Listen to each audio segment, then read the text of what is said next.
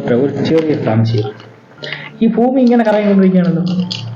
ആ അത് കണക്ക് ഇങ്ങനെ സ്വയം കറങ്ങുകയും ഇങ്ങനെയും കറങ്ങുന്നുണ്ടല്ലോ. ഭൂമി ഇങ്ങനെ കറങ്ങുന്നുണ്ട്, ഒപ്പം ഇങ്ങനെയും കറങ്ങുന്നുണ്ട്.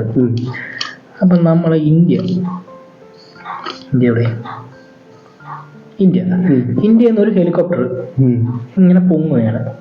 പൊങ്ങിയതിന് ശേഷം ഇതൊരു വേറൊരു രാജ്യത്ത് ലാൻഡ് ചെയ്യണം. അപ്പൊ ഈ ഹെലികോപ്റ്റർ ഇങ്ങനെ നിന്നാൽ ഈ ഭൂമി ഇങ്ങനെ കറങ്ങി ഇങ്ങനെ വരൂലേ? അപ്പൊ താത്താ പോരെ? ഹെലികോപ്റ്റർ സഞ്ചരിക്കേണ്ട ആവശ്യമുണ്ടോ? അല്ല, ഈ സംശയം എവിടെ നിന്ന് കിട്ടി? അതൊരു സംശയമാണ്.